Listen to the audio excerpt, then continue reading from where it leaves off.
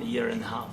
So we need to stop this war, to stop Russia, and we need support American and European partners. And we will do our best for this. So, I think we show that we are strong people, and we supported the idea of the United States, personally of President Trump, to stop this war, to make a diplomatic way of finishing this war. And we are ready for trilateral, as President said. This is a good signal about trilateral. I think this is very good. Thank you. Mr. President,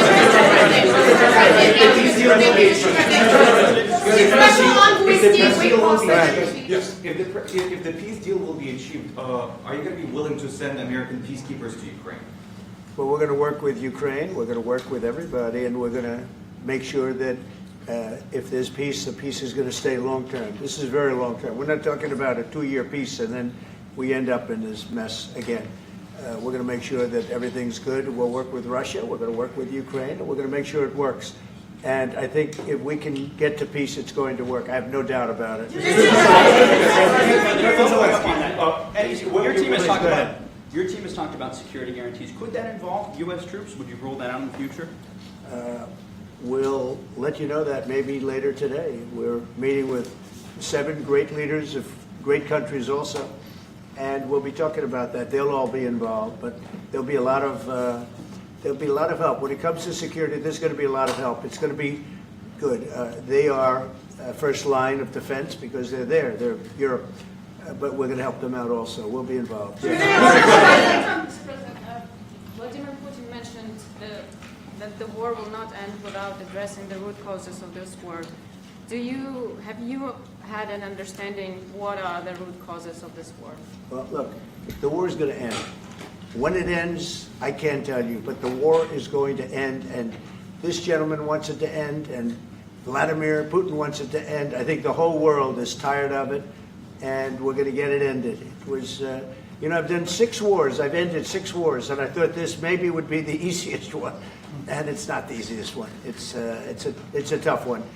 A lot of reasons for it, and they'll be talking about it for a long time, but they'll be talking about the others. Look, India, Pakistan, we're talking about big places. When you look at, you just take a look at some of these wars. You go to Africa and take a look at that. Rwanda and the Congo, Republic of the Congo. That's been going on for 31 years. And so we've done a total of 6, and we really have 6, not including the fact that we obliterated, and it turned out to be a total obliteration, the nuclear, as you said, the future nuclear capability of Iran. And this one, I think we're going to get solved also. I feel confident we're going to get it solved. Thank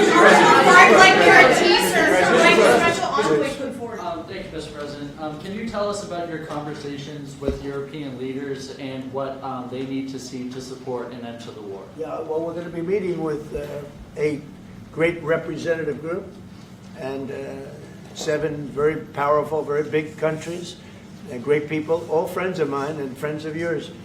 And we're going to have some suggestions made. They want to see peace. They would like to see peace. President, in the red. President Trump, do you think it's fair to for Ukraine and for Russia to achieve a lasting and durable peace if Ukraine cedes its territories that Russia hasn't yet conquered? Do you think it's a fair peace for Ukraine? We're going to have a lasting peace. Just to answer the first part of your question, we're going to have a lasting peace. I hope it's going to be immediately. I hope it doesn't have to go on. And I think people of the whole world is going to be very happy when that's announced. Mr. President, you posted on social media, Mr. President, a very touching letter from the First Lady. And the letter was hand-delivered to President Putin. And it calls for an end to the war, essentially, because of the children and the children's future. Why did the First Lady feel that letter was necessary? Was it because she believes that Mr. Putin is the aggressor in the war? Is a similar letter being hand-delivered to President Zelenskyy? So the First Lady felt very strongly. She's watched the same thing that you watch and that I watch.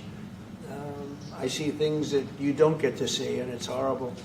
But when she's got a great love of children, she has a wonderful son that she loves, probably more than anybody, including me. I hate to say it, but she loves her son. She loves children, and she hates to see something like this happening. And that goes for other wars too. I mean, she sees the heartbreak, the parents, the funerals that you see on television. Always funerals. We want to see something other than funerals. No, she felt it was a beautiful letter. It was very well received by him, and she did ask me to say, you know, she would love to see this end.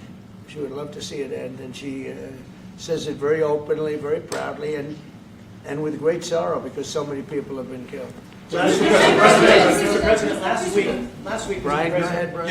Yes, sir. I've got a question for each of you. Yes. First of all, Mr. President Zelensky, you look fabulous in that suit. I said the same thing. Yeah, you look good. I said the same thing. Yeah, looks Isn't good that on nice? you. That's the one that attacked you last time. See, now he's I remember that. I apologize to you. You look wonderful. No, my first question for you, President Zelensky. In the same suit. You see, I changed, you are not. Maybe yours is much better. Real quickly, upon peace, God willing we get peace, are you open to holding an election in your country? Yes, of course. We are open for election, yes. We have to do safety circumstances. And a little bit, we need to work in the parliament, because during the war you can't have elections, but we can do security. We need, maybe, how to say, we need a truth, yes, everywhere, in the battlefield, in the sky, and the sea, yeah, to make possible for people to do democratic, open, legal elections. So you say we're ready. during the war you can't have elections. So let me just say 3.5 years from now. So you mean if we happen to be in a war with somebody, no more elections? Oh, that's good. I wonder what the fake You like news this is. idea? Yeah. No. Speaking of news, I got a question for you. This sounds insane for me even to ask this, but do you think the American media really doesn't even want a peace deal because they've seen they've been so critical of you every step of the way as you lead the charge for peace? It's an amazing phenomenon. I said that if in the settlement you got Moscow, St. Petersburg, and thousands of miles around them, they would say I made a bad deal. The level of hatred and animosity is incredible. Not with all. I mean, we have great people up here. We also have terrible people up there that I think are told what to say. But, you know, in solving all of these wars, they don't even write about it. You know, I saw major wars. I saw wars that have been going on for 31, 35, and 37, and a couple of quicker ones. One that was going to go into a full-blown deal very quickly. You know what the one I'm talking about. It was a big one. But they don't even write about that. No matter what I do, no matter what, and you know, this is not anything to do with you. It's probably to your advantage in a certain way. But no matter what I do, no matter what deal I make, from my standpoint, you'll come out good. Maybe President Putin will come out good. But they'll say, Trump was absolutely horrible. It's just that, and I've lived with that for a long time. I've lived with it since just before the first election. I used to get great publicity. Now I get the worst publicity anyone's ever gotten in office, but I won in a landslide, so that people understand. They're the only ones that count, ultimately. But I've also had great reporters. I've had journalists that are very good. But it's very sad when you do the right thing. As an example, they said, because of the fact that Vladimir Putin came to American soil, this was a tremendous defeat for Donald Trump. No, it was really wonderful that he did it. It was a hard thing for him to do, to be honest with you. It was the opposite of what they said, but they said it. Now, if he didn't come, they'd say that was also bad for Trump. You know, there's no way. And there's just a great dishonesty of the press, and I think that's why it's lost its credibility. You know, its credibility is at an all-time low. We have a thing going on right now in D.C. We went from the most unsafe place anywhere to a place that now friends are calling me up, Democrats are calling me up, and they're saying, sir, I want to thank you. My wife and I went out to dinner last night for the first time in 4 years, and Washington, D.C. is safe, and you did that in 4 days. I'll tell you it's safe. I had another friend of mine, he has a son who's a great golfer. He's on tour, and he came in fourth yesterday in the big tournament where Scotty Scheffler made the great shot. And he said his son is going to dinner in Washington, D.C. tonight. I said, would you have allowed that to happen a year ago? He said, no way, no way. He said, what you've done is incredible. And I think the people realize it. But the press says, he's a dictator, he's trying to take over. No, all I want is security for our people. But people that haven't gone out to dinner in Washington, D.C. in 2 years are going out to dinner. And the restaurants the last 2 days were busier than they've been in a long time. Thank Sir, you. I walked around yesterday with MTG. If you could walk around with D.C. with MTG and not be attacked, the city is safe. Yes. Thank you, Mr. President. Last week you warned of what you called severe consequences if a 30-day ceasefire or any type of ceasefire were not agreed to by Russia. Will there be severe consequences? Does that change because of your I don't meeting think with you need a President Putin? ceasefire. You know, if you look at the 6 deals that I settled this year, they were all at war. I didn't do any ceasefires. And I know that it might be good to have, but I can also understand strategically why, well, you know, one country or the other wouldn't want it. You have a ceasefire and they rebuild and rebuild and rebuild, and, you know, maybe they don't want that. But if you look at the 6 deals that we made peace and you know, long-term, long-running wars, I didn't do any ceasefires. Would I like the concept. You know, I like the concept of a ceasefire for one reason, because you'd stop killing people immediately, as opposed to in 2 weeks or 1 week or whatever it takes. But we can work a deal where we're working on a peace deal while they're fighting. They have to fight. I wish they could stop. I'd like them to stop. But strategically, that could be a disadvantage for one side or the other. But all of these deals I made without even the mention of the words ceasefire. President Zelenskyy, are Can you you disappointed that there's no explain the ceasefire? decision to offer Ukraine Article 5-like security guarantees, but stop short of pushing for their full membership? Yeah, well, we haven't done anything on that yet.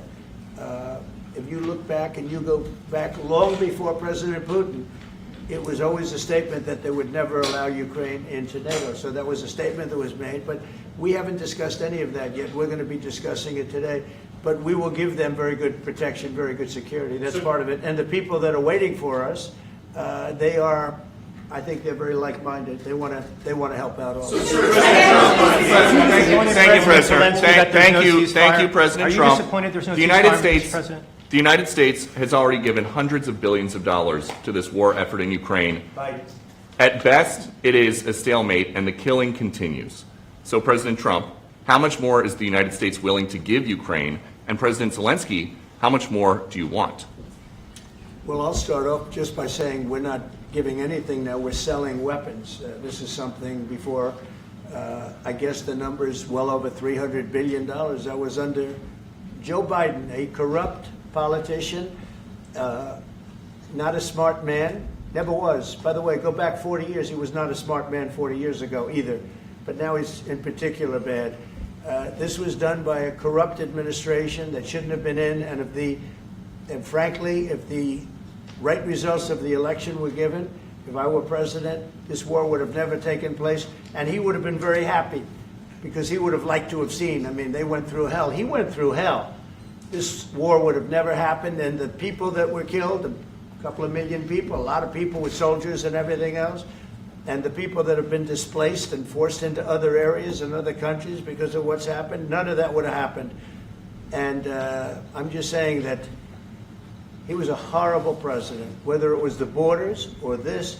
He was just a horrible, corrupt president. Mr. President, You want to? I can. Thanks so much. So first of all, we have possibility now to buy weapon from the United States. We are thankful for this program and this opportunity. We are thankful for Europe. They pay for this.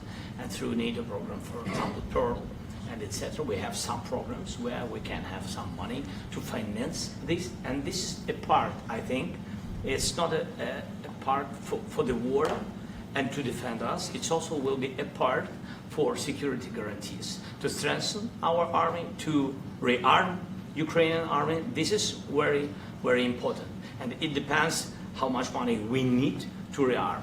For example, the question of air defense, we spoke about it with President Trump, and I'm happy that we have now bilateral decisions and we work on it with production, American production. Nobody in Europe has so many air defense like Patriots, for example. We need it very much, and this is also about defending. I think the good news, we make the best military equipment in the world by far. You mentioned the Patriots. How good are they? Systems. We air have defense. systems, they're literally 100% foolproof. And it's really like shooting two bullets, two bullets hitting each other in the air in a space like this. The chance is 100%. It's 99 to 100%. So we sell the equipment to NATO. And NATO does what, I don't know what the arrangement is that you have with, but I know that they want you to have the equipment. And we're getting the best equipment in the world, but they pay us for the equipment. Under Biden, it was just crazy what was going on. I believe the number is over 300. I think it could be $350 billion worth of equipment and money and everything else. And we've made more progress in settling this war in the last 2 months than they made in 4 years. This should have been settled a long time ago, but it should have never happened. Yeah, please. Real quickly, you pushed out on social media. All right, Brian, go first. You pushed out on social media about doing away with mail-in ballots and potentially electronic voting machines. Can you expand on that and how important Well, that is? that's a very off-topic, just really quickly. Mail-in ballots are corrupt. Mail-in ballots, you can never have a real democracy with mail-in ballots. And we, as a Republican Party, are going to do everything possible that we get rid of mail-in ballots. We're going to start with an executive order that's being written right now by the best lawyers in the country to end mail-in ballots because they're corrupt. And you know that we're the only country in the world, I believe, I may be wrong, but just about the only country in the world that uses them because of what's happened. Massive fraud all over the place. The other thing we want change are the machines. For all of the money they spend, it's approximately 10 times more expensive than paper ballots. And paper ballots are very sophisticated with the watermark paper and everything else. We would get secure elections. We'd get much faster results. The machines, they say we're going to have the results in 2 weeks. With paper ballots, you have the results that night. Most people, many countries use paper ballots. It's the most secure form. So between paper ballots, very, very important, paper ballots, and I think maybe even more important, the mail-in voting. We're going to end mail-in voting. It's a fraud. If you have mail-in vote, even Jimmy Carter with this commission, they set it up. He said the one thing about mail-in voting, you will never have an honest election if you have mail-in. And it's time that the Republicans get tough and stop it because the Democrats want it. It's the only way they can get elected.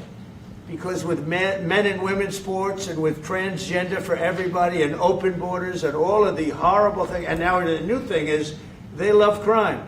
They're fighting me on the fact that I've made Washington, D.C. safe. We're not going to get mugged, beaten up, or killed like all the people you've been watching get so badly hurt. I'm glad, I hate to take your time in this, but I'm glad you asked me that question. Sorry. We're going to stop mail-in ballots because it's corrupt. When you go to a voting booth and you do it the right way and you go to a state that runs it properly, you go in, they even ask me. They asked me for my license plate, for identity. I said, I don't know if I have it. They said, sir, you have to have it. I was very impressed, actually. But it's very hard to cheat with mail-in voting. As you know what happens in California, it's so corrupt, where some people get 5, 6, 7 ballots delivered to them. Now, we got to stop mail-in voting, and the Republicans have to lead the charge. The Democrats want it because they have horrible policy. If you have mail-in voting, you're not going to have many Democrats get elected. That's bigger than anything having to do with redistricting, believe me. And the Republicans have to get smart. We're not going to have a country. I said for a long time at rallies, you need borders and you need free and fair elections. Those two things, otherwise you don't have. We have strong borders now. In 90 days, Mr. President, we didn't have 1, 0, 0, and 3 months.